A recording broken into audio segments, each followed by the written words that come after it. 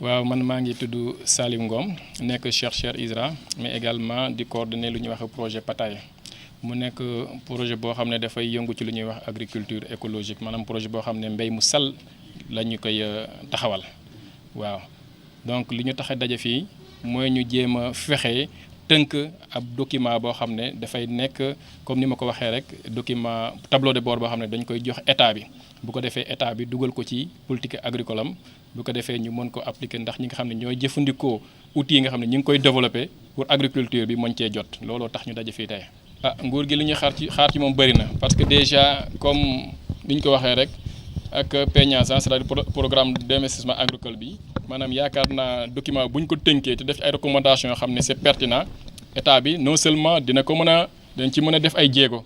waaw ci wàllum financement mais dina également mën ci waxtaan ak ñi nga xam ne mooy ay partenaires am nga xam ne ñooy jàppale béykat yi ñu mën ci sukkandiku ngir jàppale béykat yi financer leen pour technologie yoo xam ne recherche bi ni ngi koy def suñu maam yi ñu ngi ko doon def ñu mën ko indiwaat yaakaar naa loolu war na mën a nekk te état bi mu ngi ci disposition boobu.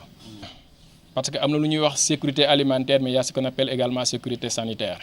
donc agriculture écologique déjà dañuy wax ne ak mbéy mu sàll la c'est-à-dire que yow gàncax bi da nga koy aar suuf si aar ndox mi te itam li nga xam ne moom ngay produire maanaam li nga xam ne moom nga am muy li nga xam ne moom la ñu lekk loolu itam dafay nekk ay produits sell te produit yaakaar naa bu sellee dafa nekk yoo xam ne dina baax pour ñun consommateur bi mais également dafay tax suñu exportation xaw a yomb maanaam ñu mën a jégaani jaay si nga xam ne moom la ñuy produire fii Sénégal. ci cappaandaw ba li ñuy xaar comme ni ñu ko waxee rek ci njëlbeen ma mooy ñu ab bataaxal boo xam ne maanaam ab tableau de bord document de référentiel boo xam ne dañ koy produire maanaam duñ ko amee ba pare tënk ci lépp li nga xam ne agroécologie wane na ko ci ay avantages et également def ci ay recommandations yoo xam ne état bu ci sukkandiku dina mën a intégrer agriculture écologique ci ay politique am document boobu la ñuy xaar bu ñu paree dañ koy jébbal ki nga xam ne mooy ministre agriculture bu ko defee mu mën koo utiliser ci politique am mën ko échanger également ak partenaire am pour ñu mën ko financer yaakaar naa loolu na mën tax a daje fii te am naa ci yaakaar ne fii ak ngoon document boobu nañ ko mën a taxawal. ak également Union européenne ñu jàppale ko financer ko et ci 8 millions d'euros loolu AFD def Union européenne également yokkaat ci 8 millions d'euros mu nekk 16 millions d'euros ñuy jàppale juróomi pays africain pour ñu mën a taxawal mbéy mu sell boobu. waaw pays yi nga xam ne nag ñoo ci bénéficié mooy Sénégal Mali yàlla Burkina ak Togo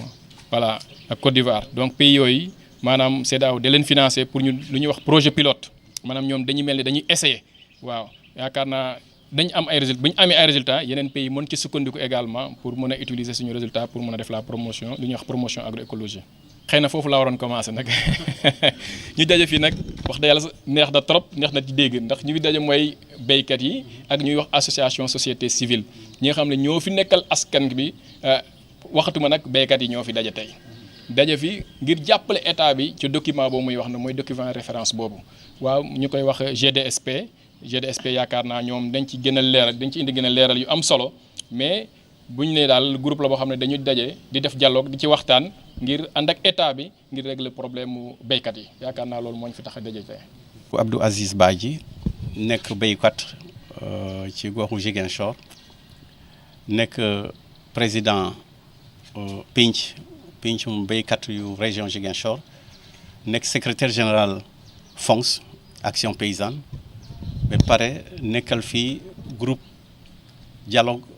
social et politique du PNIASAN donc bi nga xamante ne moo ëmb ONG yi ak kuréelu béykat yi donc groupe de dialogue bi mu ngi tourner autour de ce ñi ma wax nii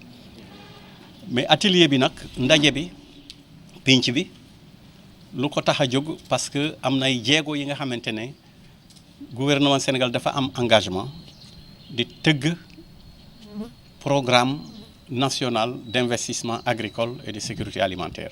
ñu ne ko PNIASAN ci biir PNIASAN boobu dafa am pinc bi ñu fa taxawal ñu ne pinc boobu moom mooy animé moom mooy tax ba nit ñi di waxtaan ci mbirum dañuy dialoguer ci wàllum tëgg document boobu te war a continuer di animer une fois que document boobu dañ ko valider au niveau national par les autorités. Alors loolu nag moo tax ba ONG yi ak organisation paysanne yi ñu nekk ci biir kuréel boobu pénc boobu. Alors am na ay jéego yi nga xamante ne def nañu ko bu njëkk bi dañu organiser benn ndaje bi nga xamante ne moo xalal yoon ak génne bataaxal yi nga xamante ne ak gis-gis yi nga xamante ne moom la ñu xalaat ne moom moo war a dugg ci programme Pay Niassane bi. bu ñu ko bindee ba pare ñu def benn ndaje retraite jóge Dakar dem toogu feneen mais boobu toogaay dañ ci gën a fësal di ràññee suñu techniciens yi ñuy accompagner. Évidemment dañuy ànd ak yeneen politique alors bu ñu demee ba bind loolu gën a leeral li nga xamante ne moom la ñu génnee ci atelier d'orientation boobu bii nii ñu ne comme que bind nañu dëgg la naam jël nañu en compte li nga xamante ne moom moo jógee ci àll bi parce que dañu tenir compte que ñun dañu fësal waxtaan dañu gën a faydal waxtaan te comme que dañu faral di faydal waxtaan ñu ne de temps en temps gouvernement bi dafa dul jël matuwaay bu toll ni ñu bëgg ku nekk ci àll bi mu wax ci boppam gis ci boppam ñun programme bi dinañ ko def taxawal ba ku nekk joxe ci wàllam looloo indi atelier bi comme que jël nañu lépp li nga xamante ne nit ñi waxtaane nañu ko ci gox yi ñu ne nag il faut que ñu daje pour ñu gën a faydal li nga xamante ne moo jóge ci àll bi bu ko defee document boobu moom la ñu jébbal gouvernement Sénégal comme contribution bi jógee ci àll bi ak ONG yi. lu tax ngeen jàpp ne war ngeen def liggéey boobu. dañuy faral di gis ne programme agricole yi ou programme yi de développement dañ dul jël en compte li nga xamante ne moo nekk la réalité ci terrain te comme que noonu la gis ngeen ñi fi nekk invité nañu bépp kuréel bi nga xamante ne wallam dafa nekk ci gox yi looloo tax ISRA nekk fi looloo tax même le représentant de la CEDEAO ne fi looloo tax ministère de l'agriculture ne fi am ñeneen ñi nga xamante ne dañu leen invité pour ñu am seen baat mbaa seen gis-gis ci xalaat bi nga xamante ne moo jógee ci ONG yi ak béykat yi loolu pourquoi ñu def ko dañuy faral di yaakaar ne liy jógee ci àll bi généralement dafa nekkul li nga xamante ne mun nañu ne scientifique dafa am caractère scientifique mais bii nag comme que ñun bëgg nañ ci gis suñu bopp même ci mise en œuvre bi il faut que caractère scientifique boobu ñu gis ko ci looloo waral atelier bi. yaakaar lool parce que programme bi nekkul programme Sénégal kese dañu ne CEDEAO liimal nañu leen am réew yi nga xamante ne ñoo bokk ci projet bi te am nañu yaakaar ne avancement bi nga xamante ne Sénégal def ko am ci société civile am parce que yeneen réew yi ñu ngi jege GDSP bu Sénégal pour ñu jàppale leen ñu def li nga xamante ne moom la Sénégal di nekk di def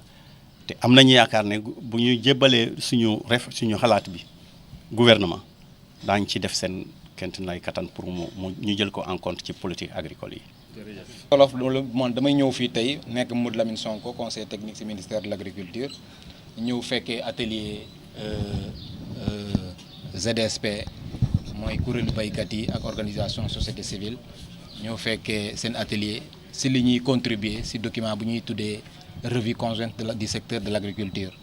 donc dañuy ñëw fekk fii suñuy naataango baykat yi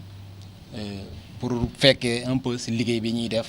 mën a xool exactement liggéey bi ni muy demee ak yooyu mais bu ñu fi yegsee tamit kontaan nañ bu baax parce que orientation yi ministère de l'agriculture jël ñu jëm ci agriculture bu nga xam ne agriculture bu durable la moom lañ fi fekk parce que seen thème bu ren bi dafa cadré ak orientation ministère bi thème bi mooy agroécologie mais agriculture bu nga xamante ne bon agriculture buy respecter lépp luy environnement comme ni ñu ko waxee sànq agriculture boo xam ne day meññ lu nga xamante ne boo ko lekkee du am lor ci yow donc mu cadré nag ak orientation bu ministère de l'agriculture jël moo tax ñu ne kontaan nañ bu baax fekk leen fii ci liggéey bi ñu nekk di def waaw. agroécologie bon boo ci ak gouvernement fii Sénégal bon engrais yi ñuy utiliser lépp du engrais yoo xamante ne engrais am na ay engrais chimique mais dafa néew trop si li ñuy utiliser par rapport engrais yi ñuy jël pour mbéy bi boo xoolee compost yeeg yooyu ñuy utiliser si village yeeg yooyu engrais bi nga xamante ne mooy engrais bio moo gën a bëri que engrais bi ñuy séddale bi nga xamante ne bon cadré wul ak engrais bu nga xamante ne moom la ñuy utiliser dans l'agriculture familiale engrais boobu lu néew la si li ñuy séddale waaw mais ñun daal si ministère de l'agriculture au fur et à mesure ñuy gën a encourager agriculture bu nga xam ne agriculture bu responsable la respecter de l'environnement mooy agroécologie ñu ngi jéem mam nga suñu réew nekkul réew mu nga xamante ne dañuy boole agrobusiness ak agriculture mais tout en sachant que si réew mi fii Sénégal agriculture familiale moo ëpp wàll si mbay mi nu muy tëddee fii Sénégal. man maa ngi tudd Ibrahima Fall nekk si comité technique GDSP bon GDSP tey moo organisé atelier bi si nekk si en partenariat ak projet Pataye CEDEAO bi nga xam ne gouvernement du Sénégal moo yor projet boobu ak beneen projet bi ñuy wax initiative agriculture écologique biologique nga xam ne mu ngi si 9 pays Union africain te Sénégal CNCR mooy yor coordination nationale bi projet boobu tamit mu ngi reposer aussi ay piliers yoo xam ne recherche bokk na si chaîne de valeur bokk na si ak information communication ngir ñi mën a fexe ba agriculture biologique et écologique mën a nekk ci document de politique publique yi yooyu yëpp dañ ci ànd ak état di ci dialoguer di ko ci gunge léegi rôle GDSP bi nag loolu la dafa regrouper acteurs yi pour nekk tamit ci biir suivi évaluation politique bi di ci liggéey ak état bi bu baax a baax ci cadre dialogue di joxe ay contribution at bu ne ci revue bi jox état ay recommandations formulation aussi ñu joxe ay recommandations ren nag recommandations yi ñuy def gannaaw bu ñu defee wane acteurs yi li ñuy def ci wàllu agroécologie initiative yi ñu ci def nañ def ay recommandations jox ko état bi ngir jàppale ko ci transition bi parce que ñu ngi koy laajte boobu ba léegi mais agroécologie tamit pour ñu dugg dafa am processus la comme ni ko chef d'État waxee mais c'est une transition xëy na duñ xëy rek egg ci mais transition la am na ay processus yu ñuy teg ay jéego mu mun ci egg bi nga xam ne AEB dina dugg bu baax a baax ci biir politique yi ngir